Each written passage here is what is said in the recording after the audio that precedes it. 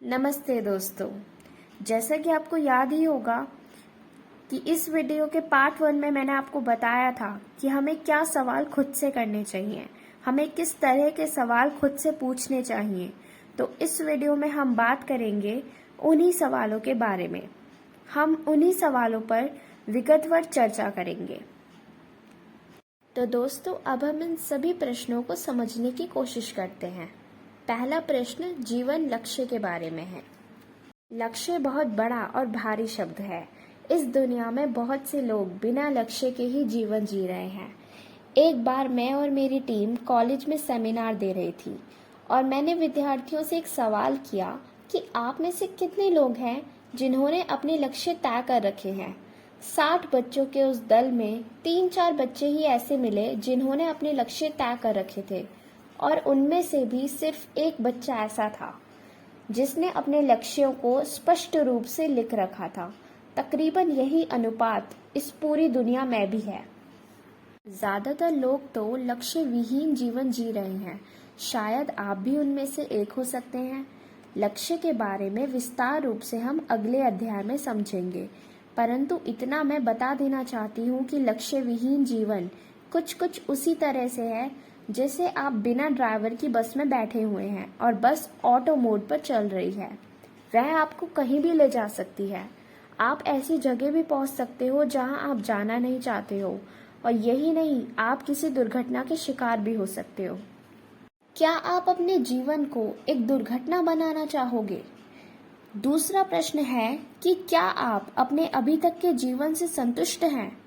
अगर आपका जवाब ना हो तो सोच लो, यह जीवन तो स्वयं आपका था और आप स्वयं ही आपके सबसे बड़े हितैषी हैं। तो फिर क्यों आप संतुष्ट नहीं हैं अपने वर्तमान जीवन से? ऐसा संभवतः इसलिए है क्योंकि आप उस जगह पर हैं जहां आप नहीं होना चाहते थे। लेकिन एक चीज अभी भी आपके हाथ में है, और वह है कि कल आप संतुष्ट हो सकते हैं। आपका वर्तमान आपके अतीत का परिदृश्य है, किंतु आप आज अपने वर्तमान का प्रयोग करके अपने भविष्य को सुरक्षित बना सकते हैं और वहां पहुंच सकते हैं जहां आप पहुंचना चाहते हैं। तीसरा प्रश्न में पूछा गया है, जिस तरह से आप अब तक जीते आ रहे हैं, अगर उसी तरह से आप आगे भी जिए तो क्या आप अपने लक्ष्यों तक पहुंच सकते हैं? आप भी जानते हैं कि अब तक का जीवन आपने व्यर्थ किया है, तो इतना तो निश्चित है कि अगर आपने आगे भी इसी तरह से जीवन व्यतीत किया तो यही पश्चाताप आपको आगे भी होगा।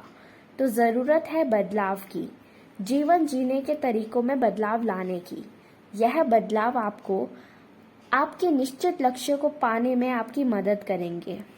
चौथे प्रश्न में आपने यह पूछा है कि क्या आपके द्वारा किए गए सभी चुनाव सही थे?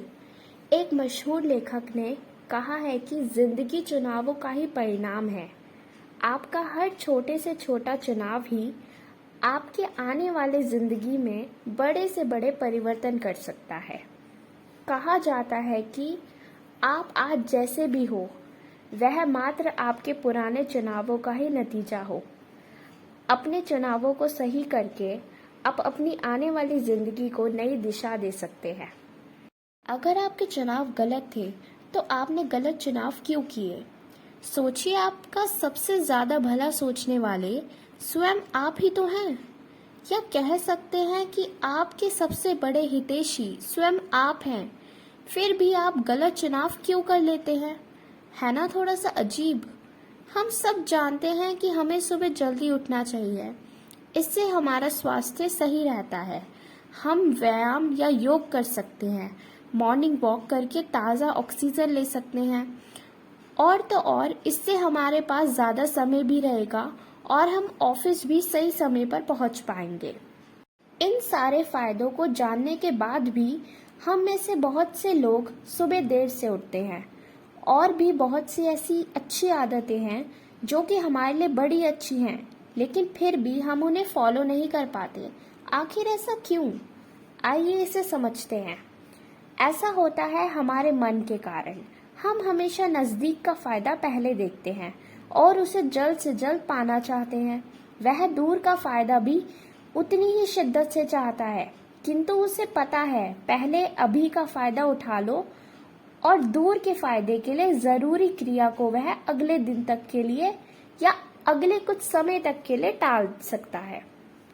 कुल मिलाकर कहें तो मन की नजर में वह पास का फायदा तो हाथों हाथ उठा रहा है और दूर के फायदे को निरस्त ना करते हुए बस कुछ समय के लिए टाल रहा है, और यही क्रम हमेशा चलता रहता है और हम अपने मन की संतुष्टि के लिए मन के इस जाल में फंसते रहते हैं और अपने गलत चुनावों को स्वीकार करते रहते हैं।